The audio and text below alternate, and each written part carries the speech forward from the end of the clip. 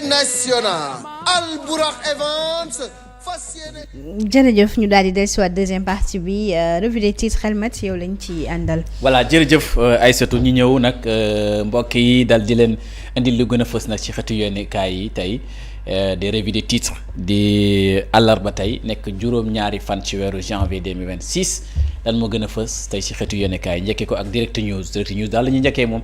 mu ñuy dal di wax tournée bi nga xamante ni docteur Abdourahmane Diouf amoon na ko ci Mbëbës ak Cambérène ak Bargny docteur Abdourahmane Diouf s'engage pour nouveau challenge bu njëkk bi mu ne moom Abdourahmane Diouf moo wax ne Mbëbës ni mu meloon dootu ko melati ci ay weer yi ñëw muy nouvelle bu neex nous allons transformer une bombe écologique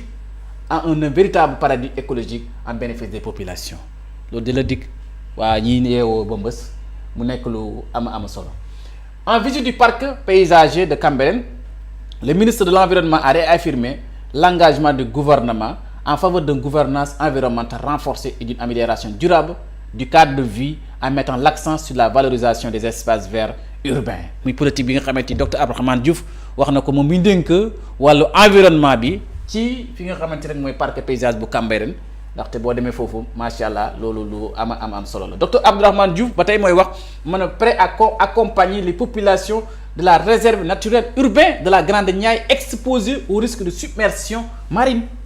waaw invité aux dirigeants de la SOCOSIM à renforcer leur contribution à l'amélioration du cadre de vie à travers leur responsabilité sociétale d'entreprise RSE notamment en lien avec l'organisation des Jeux olympiques de la jeunesse JOJ de Dakar 2026 le ministre a réaffirmé la volonté du gouvernement du Sénégal de promouvoir une gouvernance environnementale intégrée, résiliente, inclusive et l'amélioration du cadre de vie des populations au cœur de l'action publique lii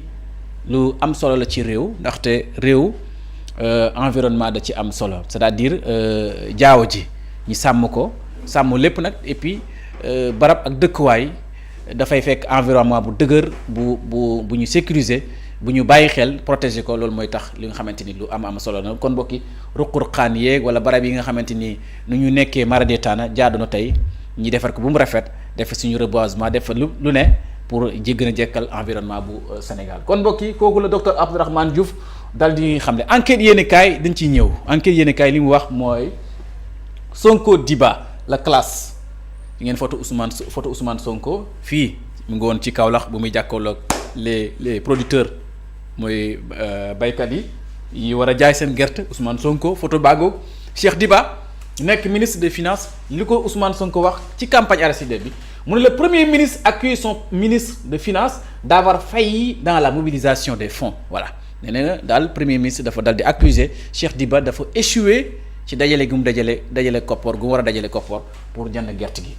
Diba plaide pour des solutions structurelles et pense que le budget ne doit pas compenser des défaillances des accords répétés veillés des démissions arbitrage présidentiel relation entre les deux hommes n'a jamais été apaisée mu ngi noonu en tout cas lii journal bi di enquête yéenekaay ko wax mais ni diggante Ousmane Sonko Cheikh Diba dafa xaw a ñaxas boobu nag xam ni ko ci olof waxee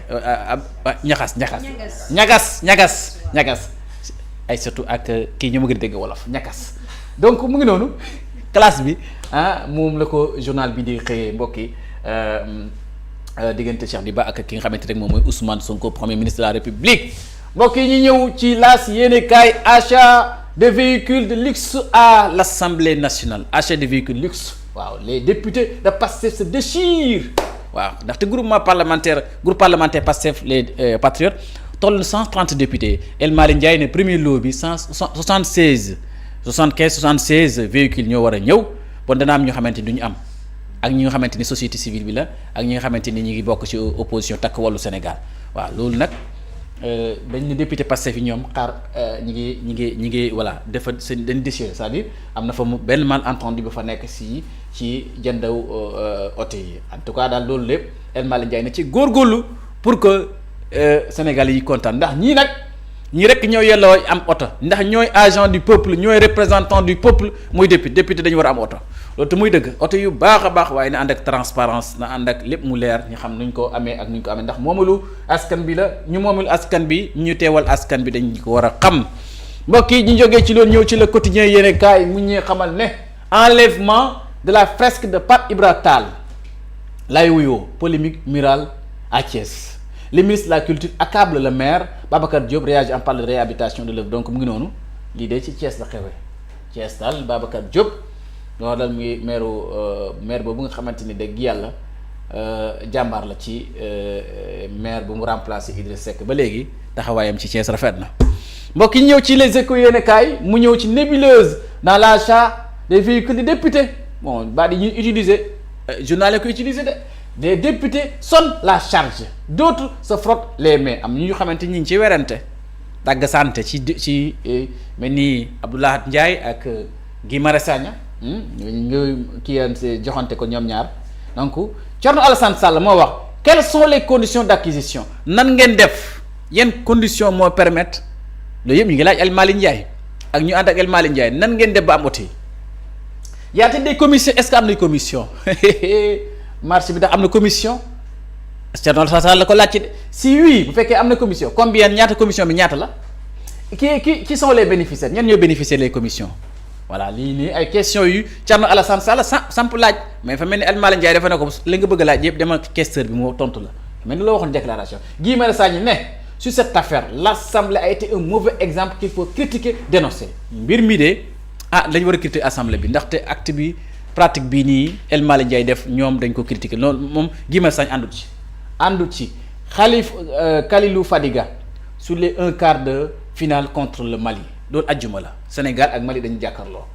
favoris oui mais des favoris humbles et déterminés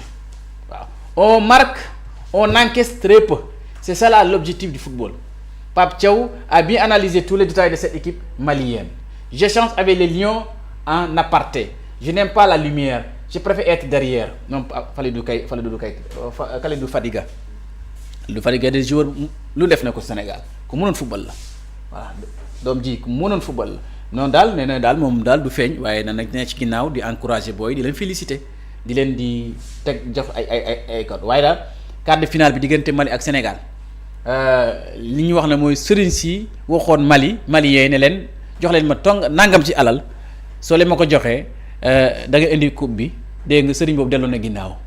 waaw nee na daal moom yooyu dugg mu ne football lu xaraam la noonu la ci génnee marabu boobu noonu la wax waaw nee na football daal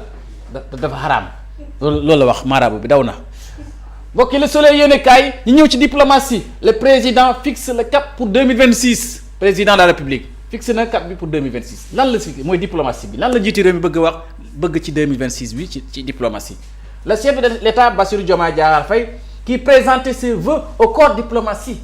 bi muy présenté bëgg-bëggam ci ñi nga xamante ñoom la ngànk diplomatie bi lan la wax dafa plaider ne pour un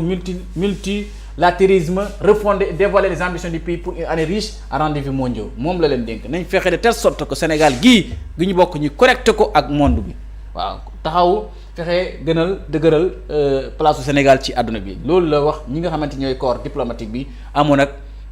ay vœux yu mu rencontre bi nga xam ne amal na ko ci palais de la République kon mbokk mi ngi noonu bu ñu jógee ci loolu dañu dikkaat ci l'évidence yéenekaay mu ngi wax ci tête à tête Sonko Serigne Mountakha Mbacké waaw Serigne Mountakha Mbacké suñu papa jooju yàlla yokkal fan may ko gudd fan wi lool wér bu ko defee mu mën di teewee les grands magal les grands événements de Serigne Cheikh Ahmadou Bamba Rassoul Khadim Rassoul dans les cercles de discussion am na nag lu nekk lu mu xamante ni Ousmane Sonko waxtaan na ko ak suñu papa ji waaw loolu nag le secret la waaw secret de discussion le premier ministre a-t-il vilipendé Diomaye devant le Saint-Homme journal bi moo ko wax samp na laaj xam nga lu mën a laajee liñ moom it est-ce que premier ministre dafa def vilipendé fa Diomaye ci est-ce que premier ministre dafa dem kalaame Diomaye ci Serigne Mountakha laaj samp nii journal bi ko samp de muy l'évidence yéen kaay enseignement santé le Sénégal forme l'étranger recrute mu ne Sénégal daal bu fekkente ne li mel ni njàngale ak santé Sénégal moom da ciy formé waaye bitim réew dañuy recruter mu ngi noonu professeur Daouda Ngom moom dénk enseignement supérieur docteur Ibrahima Sy moom dénk santé mu ne bu fekkee ne Sénégal ñoom ci jamono jooju ñi ngay formé waaye bitim réew daal recrutement ci lañ toll bu ko defee mooy war a jàngalekat yu bëri ñi ngi dem ba Guinée mbokk ñi ñëw ci libération yéen kaay lu doy waar xew na ci réew mi libération yéen kaay moo ko xamle ci ay fan yi néew weesu nii lan moo xew association des malfaiteurs la ñu di toppee toppee ko lesbianisme drogue détention d'armes blanches détournement de mineurs violence et vol voies fait mise en danger de la vie d'autrui loolu tamit Binta mécanicienne bi le scandale au grand jour mari de tam xale baa ngoog xam lu ko dugal ci lii moom Binta mécanicienne ndax baat bi rek kuñ ko xamee ne dëgg yàlla bu nit boo ne man may def mécanique sa xel mi day rafet lool da ngay naw kuy def mécanique ndax teg dëgg yàlla ni oto mooy panne nga woo ko mu ñëw dépanner la mécanicien nekk jàmbaar nekk ndaanaan Binta du wéyee boppam Binta mécanicienne ñi koy dégg ci lu doy waar lii dégg nañ ko ci doy waar moo ko def wala defu ko loolu enquête koy leeral loolu yoon moo koy leeral comment une commande de sous de Abdou Farouk na ko xam sous a livré dans un appartement meublé loué au quartier Diacksao a viré à des arrestations massives par une bataille armée entre dealers et consommateurs ndax nii ne drogue bii ñu ko waroon livré moo war a coow li waaw drogue de moo war a coow li les mises en cause dont plusieurs élèves ont entre 17 ans 26 ans leur loueur et le propriétaire de l'appartement meublé arrêté nañu aussi voilà waaw police de moom buy arrêté ñëpp lay arrêté ñi ci bokk yëpp xam nga ñaawte bi ay élèves yu am 17 ans am 26 ans ku loué appartement bi ak ki moom yëpp dégg nga arrêté nañ leen bague de fiançailles à sa copine câlin filmé entre filles des vidéos sorties retrouvées dans le téléphone de la meneuse du groupe surnommé Macho waaw meneuse de la meneuse du groupe surnommé Macho xam nga ni lii doy na waar lu ko fi jar ci àdduna dara jaru ko fi waaw dara jaru ko fi loo def daal bés a ngi ñëw ci bés yi muy suñu borom pare si yow da nga xam ne lépp dëgg la affaire Ousmane Sonko Mame Mbaye Niang le procureur général de la Cour suprême pour une révision du procès la requête aux fins de révision notifiée aux parties qui vont faire leur observation avant une audience de la Cour suprême voilà léegi ne bal ba tàkk na le procureur général jël na dossier en main ne na révision rek la bëgg léegi ñu war a àdduna ci révision xëy na dañ ko gën a leeral ci kanam donc mbir mi yegg si na ci procureur général kooku mbokk yi libération yéene kaay moo ñu ko xamle l'info yéene kaay ñëw na ci Kalidou Fadiga parle de son ancien coéquipier de 2002 mu ngi nettali moom Kalidou Fadiga nekkoon jàmbaar lool mënoon football lool ci Sénégal mu ngi wax ci Pape Thiaw def ay témoignages Pape Thiaw n'est pas seulement un coach mais il est aussi un manager waaw mën nga nekk coach mën a ñàkk nekk manager parce que manager day dépendre nga mën a coach nga mën a diriger une équipe un entourage une fédération te jàmbaar la nee na Pape Thiaw du coach rek waaye manager waaw kooku mu ngi noonu Kalidou Fadiga moo ko seede ci naataangoom bi di Pape Thiaw mbokk yi ngóor drogue et lesbianisme ak Kër Massar la xewee Binta mécanicien et 14 autres personnes mu jël leen teg loxo loolu la journal bi l'info yéene kaay xam ne kon mbokk yi ñëw ci l'observateur yéene kaay ñëw na ci graine de la controverse le pari fou de Sonko entre vérité avec le directeur général de la Sonacos El Hadji Ndiaye Diagne mu ne il y a eu 0 retard de paiement 0 montant non payé nous avions déjà commencé à mobiliser le financement mu ngoo ko directeur général de la Sonacos bi moo ko wax de ñun daal amuñ benn retard paiement bi lépp la ñuy paye mooy kaddu yi nga xamante ni kaddu gi ki nga xamante directeur général de la Sonacos moo ko wax. polémique sur l'achat des véhicules ba tey l'observateur yéen a kaay di député Guy Marius Sagna ñi mooy wax mu ne le débat sur la transparence et les équilibres au sein du PASTEF nañ ko waxtaanee de lii nag transparence moom dañ ko war a waxtaanee ci biir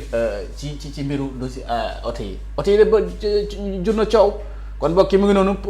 premiers éléments de l'enquête sur l'affaire Fall de Pikine ignorée par son amant la dame de 58 ans escalade le mur chute et meurt donc révélation sur une nuit de silence et désespoir qui a tourné au drame donc l'amant déféré nañ ko au parquet pour homicide involontaire donc mu nekk lu doy waar moom la l'observateur nga xam ne yéen a kaay xëyee mbokk yi dañ ñëw ci point actu mu ñu xamal Pastef ak Diomaye président dans l'administration est-ce que jëmuñ ci cohabitation explosive ndax laaj la ay laaj yi samp ndax Mouhamed Mbow ndax relevé nañ ko seen fonction DG ak PCA yi ak rapport confidentiel bi ñu am DG ak PCA yi des fois dañu neexoo ministres yi ak DG est-ce que voilà lii ñaar yi nii Sonko ak Diomaye bii nii xaw leen jaaxal Khadija Mahécor Diouf moom mu ngi ci côté boobu ne ndaal de autorité yi leeral seen position par rapport ak li nga xamante ni mooy ci li xew nii waaw donc docteur Abdourahmane Diouf démarre na sa tournée ne de Mbëbës la ko commencé jaar parc paysage de Cambérène réserve de la Grande Ndiaye littoral Bargny usine Sococim visité ne ko par le ministre donc un acte posé pour un Sénégal zéro déchet de la vision Sénégal 2050 mu ngi noonu en tout cas mbokk bu ñu jógee ci loolu dañ ñëw ci réew mi quotidien yéene kaay mooy wax souveraineté mondiale bafouée Diomaye exige le respect du droit international waaw bu ñu xoolee Donald Trump bi day jaay doole moom ci la yàgg waaw bu ko defee mbokk yi étudiante sénégalaise décédée au Maroc ndeysaan yàlla na ko yàlla xare àjjana la dépouille arrive à Dakar ce jeudi bon suba incha allah la ñuy dal di xaar ki nga xamante ni yàlla dogal na mu ñàkk na bakkanam foofu waroon na supporter les Lions du Sénégal dana ñëw suba ci jeudi suba mooy jeudi. Solo Quotidien yéen kaay ñëw na ci impliqué dans la mort de Mohamed Diop alias Ahmed Taya la tudd. Le procès en appel des 6 policiers prévus ce mercredi tey jii la ndax policiers dañ defoon appel waaw tey jii mooy seen procès bi donc Ahmed Taya mi ñuy faat bu doy waar moom it yàlla suñu borom yërëm ko lool ñu ñëw ci fukki ak juróom yu ñuy téye dont Binta mécanicienne ci Kër Massar mu ngoog waaw mbir yaa ngoog ci journal bi page numéro 3 waaw boo jëlee nga lire compte rendu bi mu demee yépp. Diplomatie Diomaye Faye rejette toute logique de domination fondée sur le rapport de force mu ngoog voilà mu ngi noonu boo xoolee Solo Quotidien yéen kaay suñ jógee ci mbokk ñu ñëw ci source A nag tey ñëw na ci Kalidou Fadiga mi nga xamante ni ancien gaucher la woon mënoon gaucher bu soxor te nekkoon jàmbaar mën football mooy def CDM ci Pape Thiaw ñu ñëw la découverte de Mama Agnès Sarr à Tivaouane Peulh waaw documentaire bu journal bi def ci moom wax jaar di de la bâtisseuse d'espoir di enseignante de formation di promotrice immobilier la par engagement social Agnès Sarr a fait accès au logement une cause presque une xam nga jigéen dafa am jigéen ñoo xam ne jàmbaar lañ ci réew mi jigéen ñoo xamante ni daanaan lañ jàmbaar lañ dëgg yàlla kenn mënu leen fay jigéen yooyu sa ñaq rek lañ yaakaar ñi ñëw Sud Quotidien yéen a kaay réaction de Diomaye Faye sur le Venezuela lu fi xew président de la République wax na ci xalaatam Diomaye wax na ci xalaatam ndax Donald Trump yi day jaay doole le Sénégal réaffirme son opposition à l'unilatéralisme voilà l'unilatéralisme moom la dal di pour nekk boole nekk benn moom président Bassirou Diomaye Diakhar Faye mu ngi koy dal di ko play saa su nekk. alors bokk bi ñu jógee ci Sud Quotidien yéen kaay dañu ñëw ci le témoin mu wax nañ ci enquête la proximité un problème structurel la maison théâtre des drames sociaux mu ngi noonu derrière les portes closes de concessions surpeuplées des violences invisibles astu 19 ans jàmm gën jak saalo yi la dëkk moo na ko profité du noir pour me tirer de la pièce je ne pouvais pas crier donc mu ngi noonu lii xew ci proximité yi doy waar la ci ruq-ruqaan yi yeeg dëkk ndoor yooyu nga xamante ni moom la journal bi le témoin yéen kaay dal di xëyee mbokk ñëw ci Tribune yéen kaay mu dikk ci la folle promesse du premier ministre à Kaolack loolu la ko journal bi di xëy journal bi ne moom des fois ne day politique waaw boo ko defee mu ne la Sonacos aura-t-elle des capacités de 450 000 tonnes est-ce que Sonatel dana mën a fay am xaalis bi mu mën a jëndee 450 000 tonnes comme ni ko Ousmane Sonko waxee l'interdiction des exportations et la taxe annoncée plonge des paysans dans le désarroi mu ngoog ñoom ñoo wax lii ñoom Tribune yéen kaay bokki bu ñu jógee ci Tribune yéen kaay dañu njëkk ci Walf Quotidien yéen kaay mu ne Guy Marius Sagna attaque El Malick Sonko koñ na Cheikh Diba Waly Diouf Bodiang commencé waat na reprendre na al Adjuma Sow noonu la ko waxee mu donc la camaraderie malmenée à Pastef ñu ngi koy defante waaw boo ko defee yooyu yëpp vraiment ñi dal di ko xamee noonu Walf Quotidien ma ko xam quart de finale contre le Sénégal les aigles déterminés à faire tomber les lions donc mu ngi noonu mbokk yi bu ñu jógee ci Walf Quotidien dañu ñëw ci yoor yéene kaay Cour suprême justice en action le procureur général enclenche la révision du procès Sonko Mame Mbaye Niang procureur général donc mu ngi noonu le procureur général jël na ki nga xamante mooy patron parquet bi jël na dossier Mame Mbaye Niang révision dossier Mame Mbaye Niang ak Ousmane Sonko. acca ñu rappelé le 31 décembre 2025 marque déjà une date charnière dans les annales judiciaires du Sénégal. Par un acte de signification retentissant, le procureur général près de la Cour d'appel, Cour suprême, lance officiellement une procédure de révision de l'arrêt numéro 137 du 8 mai 2023 qui avait jusqu'ici condamné définitivement Ousmane Sonko dans l'affaire de Mame Mbaye Niang. Cette offensive du parquet général, motivée par la découverte d'éléments nouveaux et substantiels, s'appuie sur les conclusions inédites d'une commission de révision et sur les révélations du rapport de l'inspection générale des finances, IGF. En sollicitant l'annulation totale de la décision pénale et le renvoi du leader politique devant une nouvelle juridiction, le garde des Sceaux, Yassine Fall, actionne un levier juridique exceptionnel pour corriger ce que le ministre public désigne comme des irrégularités manifestes. Donc mbokk yi ngay gis ne le procureur général li mu sàkku moo ñuy réviser waat le procès Ousmane Sonko dal di annuler arrêté bii nga xamante ni mooy numéro 137 du 8 mai 2023 bi dal di condamner définitivement Ousmane Sonko léegi nag loolu lu ñu bëgg mooy comme am na élément nouveau nañ yóbbaat ci beneen juridiction mu àttiwaat mbir yi waaw léegi nag foofu procès bi ñu ubbi ko procès bi bu ñu ko ubbee nag Cour suprême moo koy décider bu ko décider nag ñu dal di àddu ci loolu kon mbokk yi ndax dana am wala du am loolu ci ay fan yi néew wala ci ay jamono juste dana ko leeral kon mbokk yi lii leen indiloon ci lu gën a fas ci xeetu yaanikaay jërë ngeen jëf. jërëjëf Helmat jërëjëf ñi ñu doon bàyyi xel nag fépp fu ñu mën ci nekk ci réew mi amuñu seen fay cant ngërëm ñeel na leen Momo Seynabou Thiam nuyuwaat nañu ko bu baax jaajëfal ko bu baax aussi may mun a